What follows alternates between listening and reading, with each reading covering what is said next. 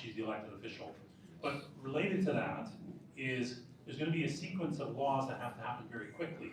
One of the ones that matters to me a lot is we have to redirect deductions from pay and tax payments into Alberta bank accounts basically immediately. There will probably be another act instituted literally on day one that says all existing Canadian laws continue in force until such time as they are replaced. We are actually putting together a list of all the laws that apply in Alberta and have essentially the hit list. This one's got to be totally replaced, this is a major rewrite, this one's a tweak, and this one's fine as it is.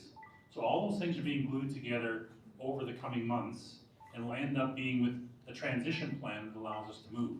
Is it a parachute that's perfectly done now? No, but it's got all the main pieces and it's going to take you down as softly as we can. Right, because my issue is if you're not aimed at something, you're going to miss it. Oh, no, we're aiming at it. Well, I mean, as a person, if I want to support independence, if I'm going to be supporting independence on a vote, I need to know that I'm working towards the target and not some esoteric, I'm just getting out the door and I'm hoping for something. Yeah, so we're with you. So what we're asking for is for you to sign up for vote. When we get to the nuts and bolts of what's going to happen after is going to be the next stage when we're in action campaigning. Okay, I mean, I shared some of that with you, and we may come out with our constitution. We're going to actually discuss that probably tonight. So we're going to after this event. So we've decided to hold it off for a little while because we have so much momentum going on now that if the momentum slows down a little bit, then we'll release our discussion paper on the new constitution and a new path for Alberta. So it's all done. So then Dennis wrote it, and thanks to him very much. Dennis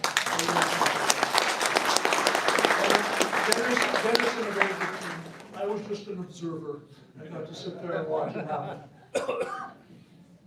Your name, please. Drayton Long. I was wondering if you would be able to summarize exactly why separatism is the answer instead of possibly using our power and strength as a province to, one, raise the treatment of our province within Canada, and then also possibly using that change or inspiring change amongst other provinces to just raise Canada altogether. Essentially, why is separatism the answer? Okay. So why is separatism the answer? Because there's no other path. There is no other path. We can't negotiate with criminals. We have literally no power.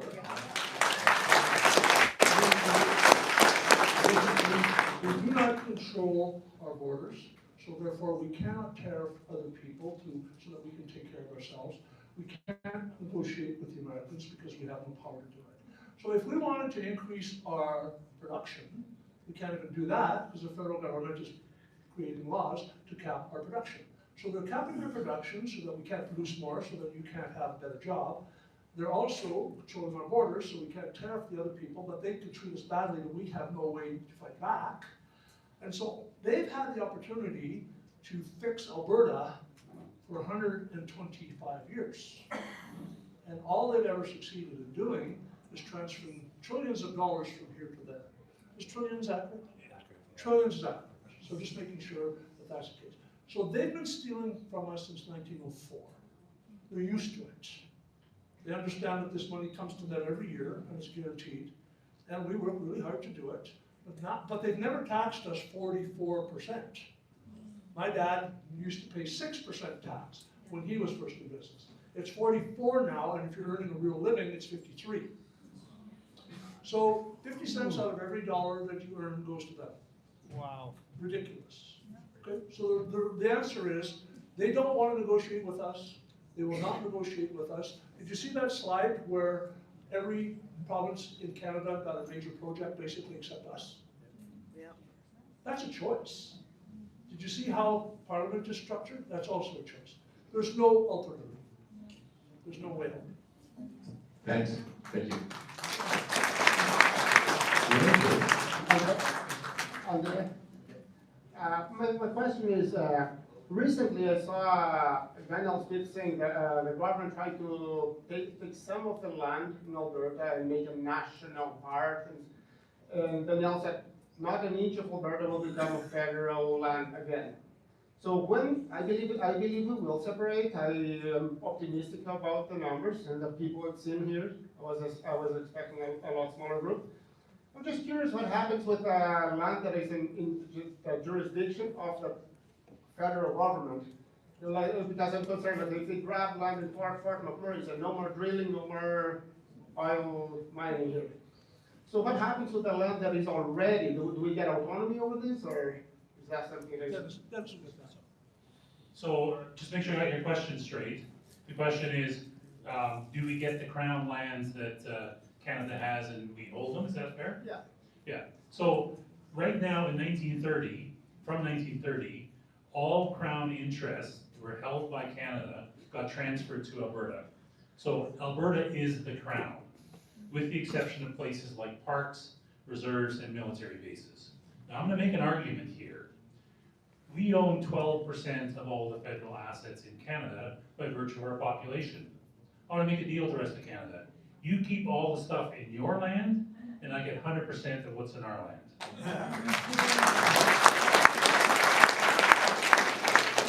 I'm just curious because they were talking about grabbing more land to, let's say, for the purpose of preservation. I imagine they take in Fort McMurray, no more mining for oil or drilling, and that's something that. I can now let you. Well, sure. Well, good. I was going to say, they can't do that now because since the resources are in Alberta's hand, they have to go to Danielle and say, we want you to relinquish title for those lands back to Canada. Not going to happen. Not going to happen. Your name, please. My name is Mahmood, and my question basically is regarding Canadian bonds, because basically Alberta backs them with their oil patch and everything in our economy, and to international investors and everything like that, the confidence in the Canadian bond goes down the drain if we leave. So how does that work, and how do we go about in the future? Because the way it looks like Canada's going to go bankrupt. Can you cash them? Have to cash in beforehand. So Dennis, you go. Okay. So we believe, honestly, that once we win the referendum, the Canadian dollar is going to drop like a stone. Yeah. Their bonds are going to get repriced, their currency is going to be down, everything's going to be a problem because they probably don't have the real ability to service their debt. Right. What can we do about that? There's a limited, We'll be living next to a bankrupt nation. pretty much. But this is why we're going to switch to US dollars quickly to maintain our stability. It's also why we do things like recommend to people where you can move assets into non-Canadian currencies. But I did see that when we do separate, we would still keep the Canadian dollar. So No. we won't have the Canadian dollar, it'll be Alberta dollar. US dollar. All right, perfect. Okay. Okay, so go ahead, finish it, and I want to have a comment. So I was going to say, we would switch for Alberta to be US dollars quickly, so we're not subject to Canadian swings. Hopefully we get the match. Well, and we can do things like support transfers from Canada for citizens at a fixed exchange rate, so we can do stuff like that. And then we would work on building an Alberta dollar, whatever you want to call it, that's based on mineral wealth, precious metals, and probably some crypto. So my final comment on that is going to tie into everything I've been telling you.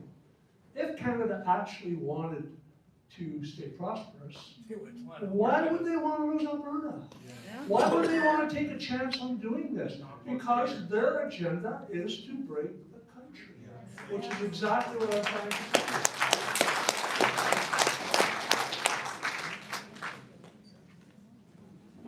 Your name, please. So my question is, what type of electoral system would the new Great Alberta have? Is it gonna be, Sure happy you're here. are we gonna have elections? And you can answer, and I'll tell you why. We would have to have a dictatorial system. So let's say we get this great Republic of Alberta, Yeah. prosperous as hell. We're gonna attract all the freeloaders, Oh, yeah, no. all that stuff. Yeah. So let's say we do have this great republic with an electoral system. What is gonna happen to us when, or if, we get a bloated fool like Mehed Nenshi running us? Or a moron like Rachel Notley? Possibility, they're gonna have more money to play with prosperous. Oh, yeah. Alberta. No, absolutely. Well, I wish I could point it out in the constitutional draft that we've been using lately. There's a few things. There are some things we can put in to the Constitution to prevent that. First is control on immigration, so all the fools don't come trotting over.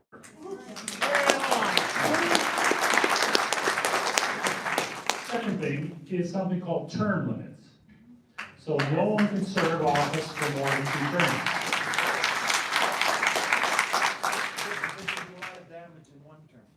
Fair ball. A lot of damage in 1 term, that's fair. The other thing is constitutional limits on government spending. Yeah.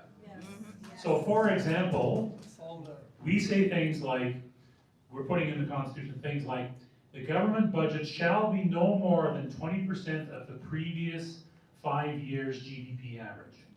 So they can't make a big projection and say, we're gonna make $1 bajillion next year, therefore we can spend more. It's what it actually was over the last 5 years. So you limit the spending. We limit forms of taxation. Right now we're saying only flat rate income tax and consumption tax, with point of sale tax. That's it.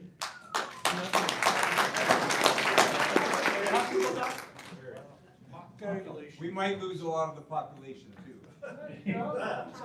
But anyway, there are other controls I could go into. I mean, this has been in my head for a number of months, but the guts of it is, while no constitution can prevent abuse by stupid people, we can get rid of them.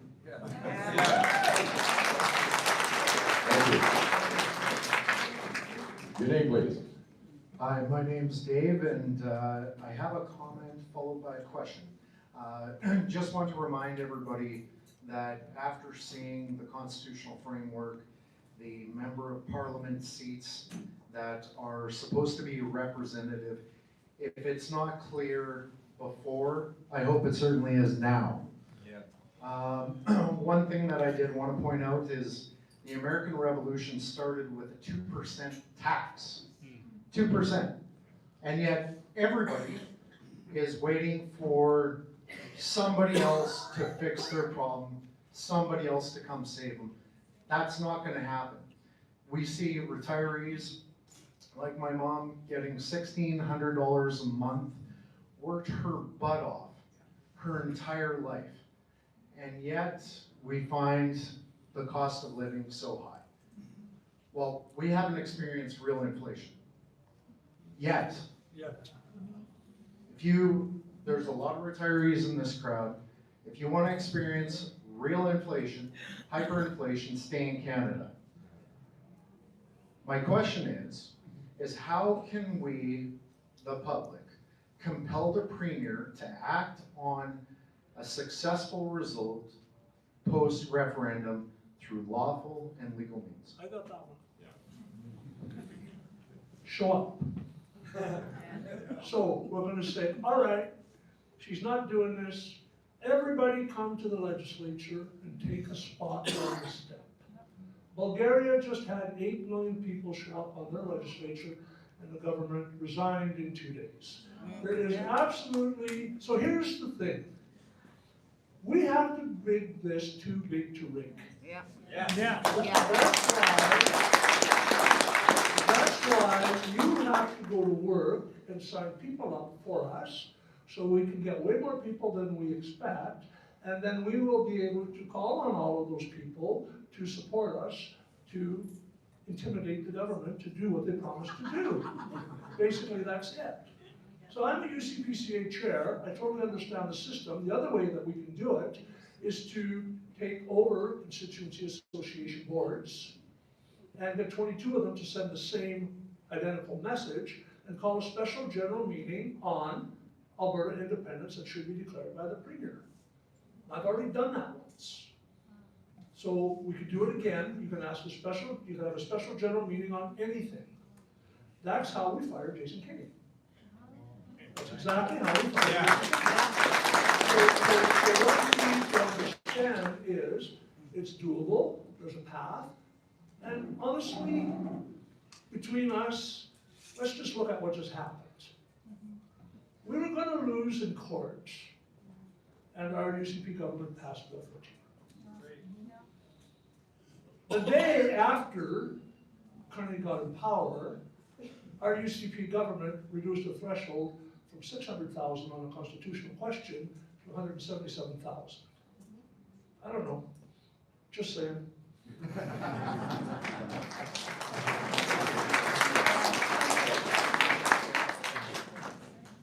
Your name, please. Alex, my question for you is just what are your thoughts on, obviously, the sheriff's department has been expanded throughout. Do you think that it's a better option than the RCMP? I just want to know your general thoughts on it because I am currently in enrollment to join the RCMP.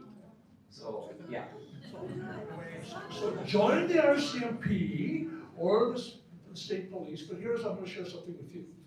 At my previous dinner in Bonnyville, not the last one, the one before, we did a straw poll to the 800 people at $250 a plate, and we asked them, how many people in the room want to keep the RCMP? 10%. Okay. So the government is building its own police force. Now understand the RCMP is mostly rural, right? Because all the cities already have their own police force. Right. So I'm understanding this, and it's not written down, that if you're an RCMP member, you would be able to transfer to the provincial police force and stay here with all the benefits that you've earned from being an RCMP officer in wherever you served for that amount of time, including your pension intact. So that's what I'm understanding. And the same thing, from what I understand, is what we'll offer military personnel. Okay, does that make sense? Yeah. Good. Thank you very much. Your name, please. Well, my question is, do you have this all in writing somewhere? Because watching it once and trying to memorize it is going to be tough. Yes. So we need help with repetition. Repetition is going to help us remember this. Yes. So the presentation that I did in Calgary a week ago is 25 minutes long. It's available. It's going to be on it's going to be on the Stay Free AV website. I'm sharing it now. So if you reach out to our people at Stay Free AV, I'll make sure that it's up there. I'll make sure that you'll be able to link it, and I'll make sure that you're able to share it. And thanks for the comment.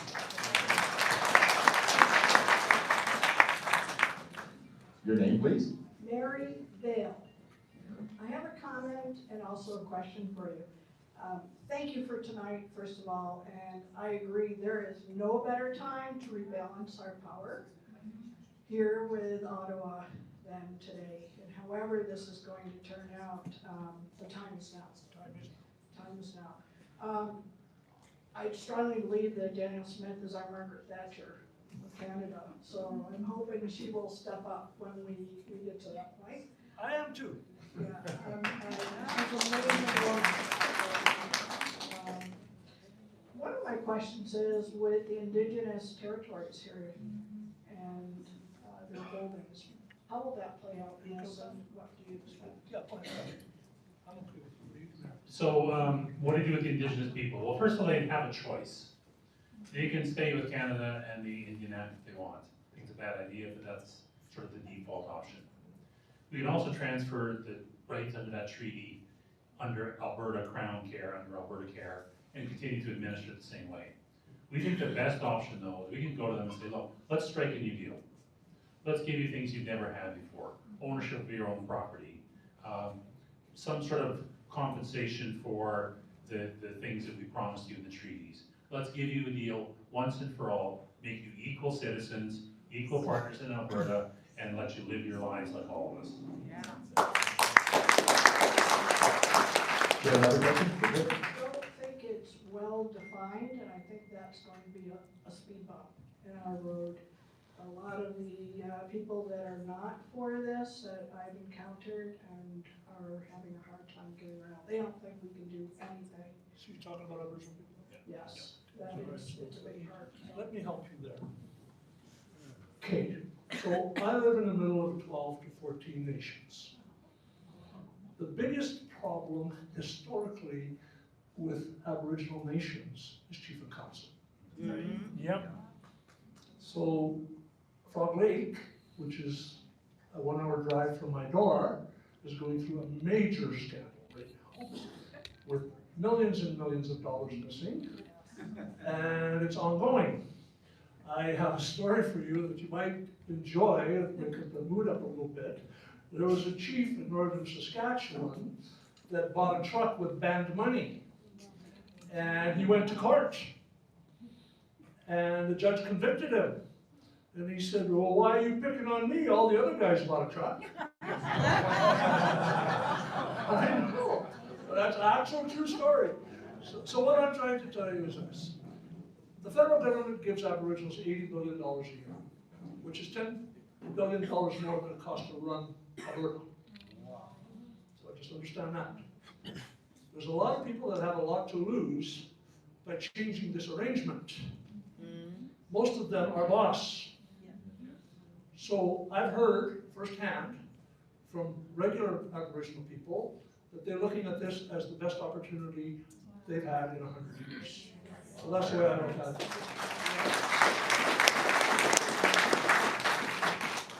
You're in my house every morning. Oh, thank you, thank you. You crowdsourcing. Just friends. Everyone's friends. Yeah, you're good. Yeah, you're with friends here for sure. What's our relationship with the Crown now that we're done here? I'd just like to say, I was married with my lovely wife in a veterans clubhouse, and I know for a fact that our military and our cops swear an oath to the Crown and not to the people and not to the land. What are we gonna do about that? That's one question I wanna ask you. All right, so I also have a cute story for you. Now this one. Okay, so first of all, Quebec voted completely unanimously to get rid of the Crown. Right, you know that. And they handed it to the King when he was doing that address in Parliament. So they've basically dissolved the country, really, literally, right? Because there was supposed to be a crown, or, you know, we have allegiance to the crown. Quebec says, as part of the country, we're not doing it, and they unanimously handed it into them. So when we were presenting the value of freedom to the Premier, it was upside down. And she looked at it and she said, is there any chance that we could call it the Commonwealth of Alberta? Even though, and she didn't say this, but the Commonwealth doesn't mean that you have allegiance to the Crown. So I flipped it over and that's what it said. So understand this. That oath is a real deal. Because I could tell by that reaction that the oath that she swore to the King, she thought was a real deal, but kind of consequences. So what I'm saying to you is, you're right. It is a real deal, but what I'm also saying to you is that we don't want anything to do with the Crown. Amen?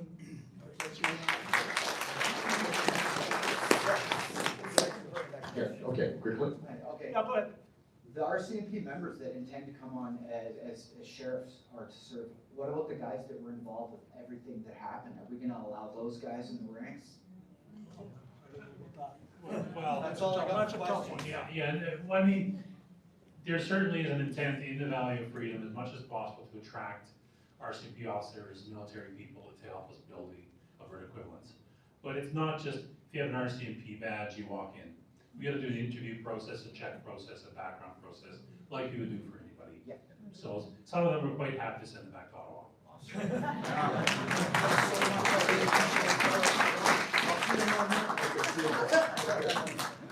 What's your name, please? Richard Johnson. First of all, I want to say, Mitch, Sylvester, you did a great job. Well, thank you. But, But, you know what that does? It cancels everything before it. but you said we should have a US dollar. Yes, that was after the talk. Yeah. Yes. That's absolutely- But anyway, I strongly disagree with that Okay, you can. because, first of all, they're going to collapse Yeah. financially, morally, Yes. if not civil war-like, okay? And for hundreds of years, a gold-backed currency stopped inflation dead in its tracks. Yes. Now, Or oil backed.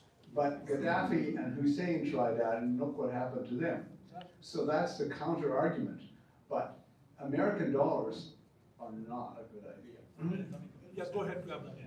So the American dollar is only an interim currency, just to insulate us from the shock of that Canada's gonna go through. So it's not something we plan on keeping permanently. Actually, I've got a plan from a guy named Brett Oland, that's worked this out. It's probably between 12 and 24 months that we use the American dollar and then switch to an Alberta dollar. But it's very dangerous. It is risk no matter what. The Alberta dollar, you're saying, is a very dangerous thing to do? No, an American Oh, in dollar. America, no, okay, good. So I just gotta share a fact with the world here. Every country that has tried to do its own currency has ended up in a war. And that's the aha thing about that, but I agree with you 100% on all the rest of it. So what I'm saying is we have to be very careful what we do because we don't want to shoot our way out of anything. And the other thing is that, yeah, if we could do it, well, how much better would it be? We could print all kinds of money, we could take care of other people just by using our resources in that way, and no inflation. I agree, but mostly I agree we have to be cautious. Gotcha. Okay, we only have about 10 minutes left, so please ask your 1, 2, question 3. quickly, and we'll get to the answers real fast here. Hi, my name is Troy, and great job. Thank you. And really fantastic. No but. No, there's no but in the you did it. So here's my question. So when we win a referendum, and the people of Alberta vote to leave Confederation, people are going to want it to happen fast.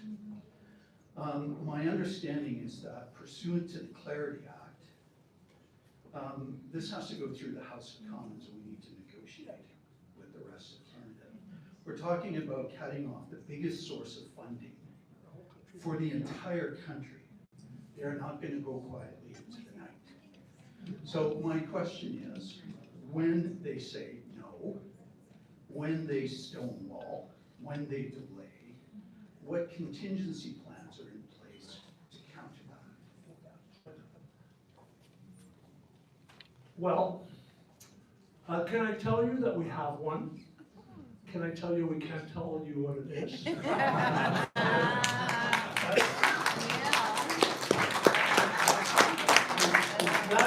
That is the literal truth on both counts. Okay, so just let's explore something that we can't talk about, Statute of Westminster. Okay, Ireland declared its independence on the Statute of Westminster. In 1931, it says that we're actually already independent based on the statute. Our government doesn't follow laws, so we're not likely to follow the statute. So that's one option. The other option is a constitutional conference that we're going to have 60 days in, and if the people endorse this constitutional conference and everybody signs on it, a majority of Albertans, then we could do like Kosovo did and use that to apply to the world to become a free and independent state away from the federal government. Those are the two we can discuss.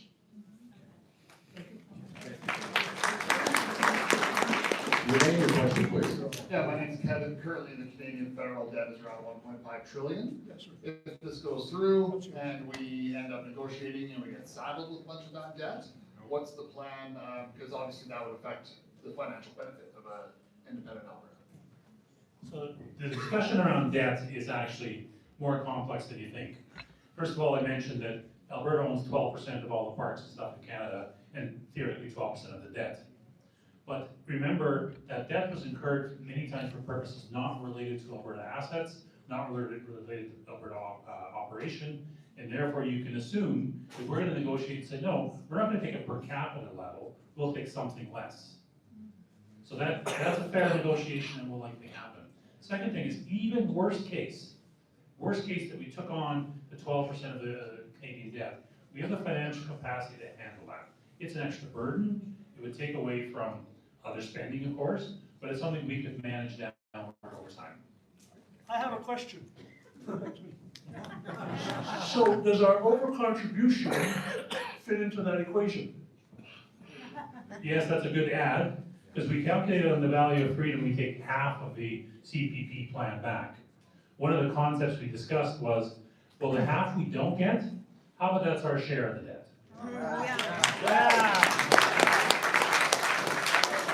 Your name and your question, please. My name is Randy, and John, thank you for all you do, and for all the Websters, and Yeah, I thank him for all the stuff he does for us too.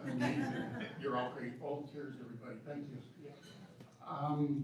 My name's Randy, and I just wanted to ask about the fact, okay, our oil BP, our biggest contribution, but here's the thing, what, things like budgets will come along in the US and a whole bunch of different factors we may not even know about yet. Yes. So we just keep that, I'll just have to keep that, just wanted to mention that. So I mean, we got data centers, we got all this natural gas, we got lots. But second thing, what about the fact that so many people are moving here from BC and Alberta, or Ontario, bringing their left bolts with them, a lot of them. Now, it's tough enough keeping Alberta together. Being the north is quite a bit left, Edmonton and that, we're pretty much conservative on the south, so.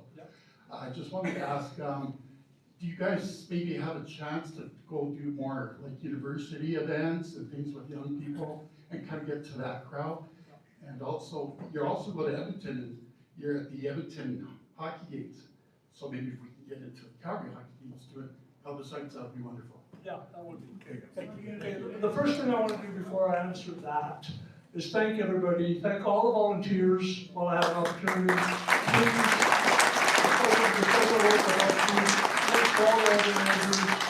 As far as watching people coming to Alberta, I've heard it 1,000 times from people, literally 1,000 times from people that don't live here, is with you in or come. So there's gonna have to be some kind of immigration process. Like, I mean, that's always true. I mean, based on the fact that we had the best immigration process in the world, even 15 years ago, I don't think it should be that big a stretch. You will have to be a contributor to come here, but also understand something else. Temporary foreign workers can be sent home because that's the contract, right? It doesn't mean that if you come here on a temporary foreign worker visa or whatever they come with, that you get to have to be a permanent citizen. Nowhere else in the world does that happen. In Dubai, they bring people in all the time and they never get to stay. In China, they never get to stay. In Japan, they never get to stay. In most of the world, they never get to stay. It's just something that the Liberal government has introduced here. So I don't think it's unreasonable to bring people here to work, fulfill your contract, and they can apply to stay to work. But if once it's done, they have to go back home.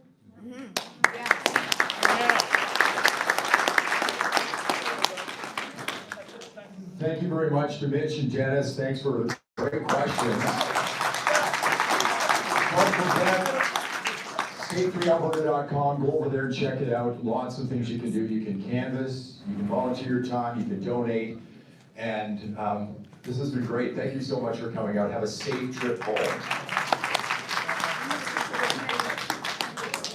Can you take a picture? Yeah, sure.